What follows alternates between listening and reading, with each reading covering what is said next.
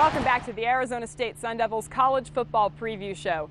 I'm Jodie Jackson. We've talked about some new faces on the roster, but there was another very special addition in the offseason. He's got tremendous heart, and he's thrilled to be a Sun Devil. His name is Kyle Oden, and he's only 3 years old. Mark McClune has his story. Every season is a new beginning, new challenges, new ambitions. The goal to be #1. But getting there requires an understanding of what's really important.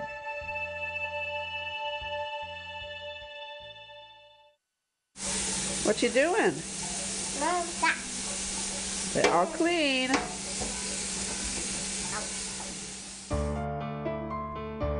Kyle Oden has brain tumors. Neurofibromatosis type 1 is what he has. That is a neuro condition where a tumor can grow on any nerve in your body.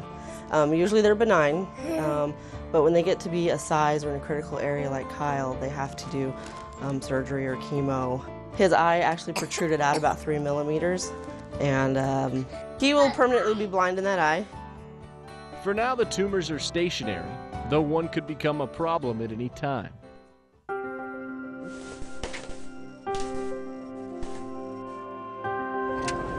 I also coach Special Olympics, and I decided right then, I don't care about his eyes. I'm going to treat him like a normal kid. Daddy. Daddy, hello.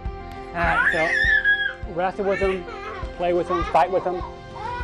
I'm not going to let him get his disability down on him, all because he has this. And so through the organization, the Friends of Jacqueline, the Sun Devil football team adopted Kyle as one of its own, giving him his own jersey, locker, and making him part of their annual spring game. I asked Kyle, I was like, hey Kyle, who's your favorite person? What do you like?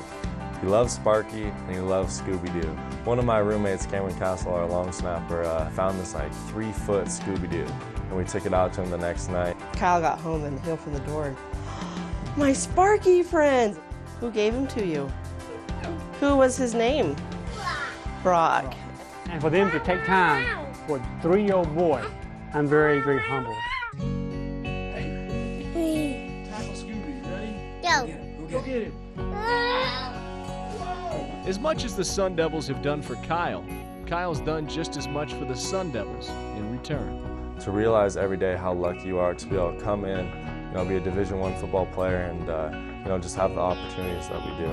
I would love to see him on game day, man, getting all pumped up, see a little guy rooting for us. I think that would get the whole team going. So when the Sun Devils face adversity this season, all they need to do is look to one locker.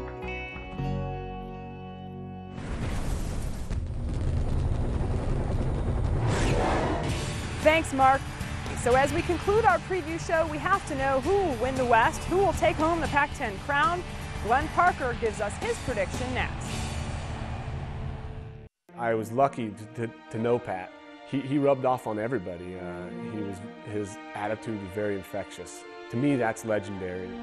The late Pat Tillman will be the 9th Sun Devil to be inducted into the College Football Hall of Fame. Tillman will be inducted posthumously in December in New York. He'll also be honored here at Sun Devil Stadium when the Devils take on Stanford on November 13th. And welcome back to the show. It seems like every year I say the Pac-10 could be up for grabs, could be in the operative word. Well, let's get the experts' thoughts. Here's Glenn Parker.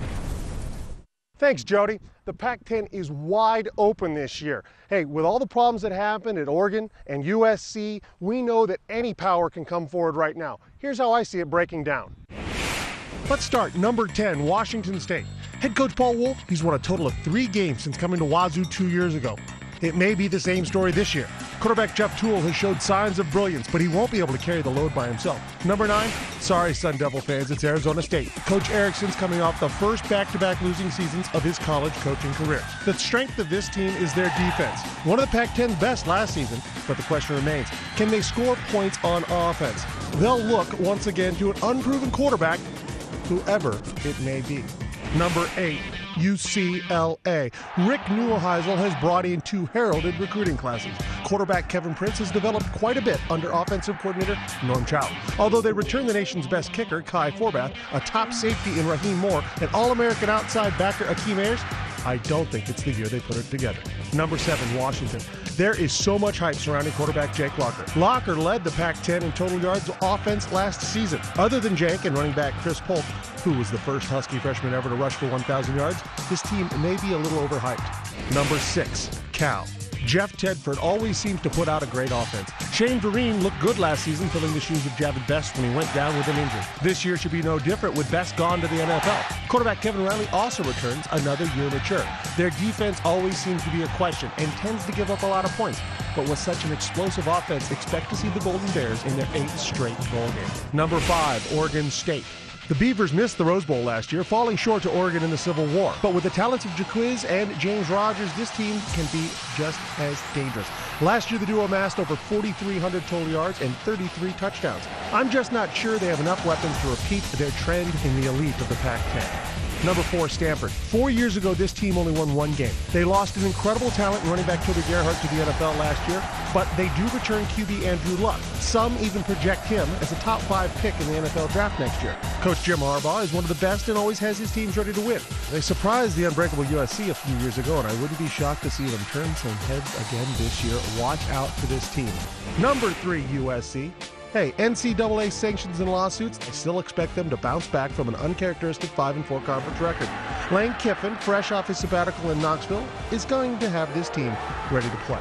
Rose Bowl or no Rose Bowl, poll or no poll, they're going to be good, and they still have a lot of talent. But with only pride to play for, I can't see them above 3 and maybe even sliding farther than that. Number 2, Arizona. The emergence of quarterback Nick Foles put the Wildcats in a cast of the elite Pac-10 teams last season. All 5 offensive linemen return, and with the depth at running back, led by the tandem of Nick Grisby and Keola Antolin, the running game will be solid.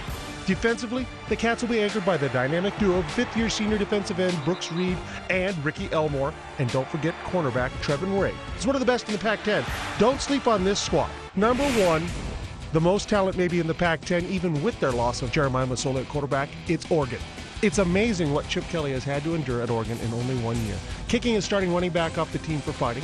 Watched his backup running back LaMichael James become the toast of the conference, readmitting the former back into the team, taking his team to the Rose Bowl and winning the Pac-10 Coach of the Year. Then this offseason, quarterback Jeremiah Masoli dismissed from the team. That opened up a question as to who will take over under center. Nonetheless, this team seems to be able to substitute players in and out of their offensive scheme and remain successful. They run a great offensive system, and their defense has improved. Oregon should win the Pac-10 Conference. Just as Glenn did, the media poll has ASU slotted 9th. As you can imagine, the players aren't too happy with that, and they're using it for motivation to prove everyone wrong. We're going to prove people wrong. Like, the ranking was nonsense. Hopefully we shoot up to number 1 in the Pac-10. I think that kind of gets lost on people sometimes. I mean, we have, I would say, the best defense one of the best defenses in the country, if not the best defense in the country. We want to be at the top of the standings, and not just the Pac-10, but across in the nation. So, we're going to work to do whatever we got to do to be number 1. Thanks for getting set for your college football season along with us. For Juan, Roque, Glenn Parker, Mark McClune, producers Al Porteous and Cameron Kim, and photojournalist Rusty Francisco, I'm Jodie Jackson, and we'll see you back here on Fox Sports Arizona for ASU's home opener against Portland State.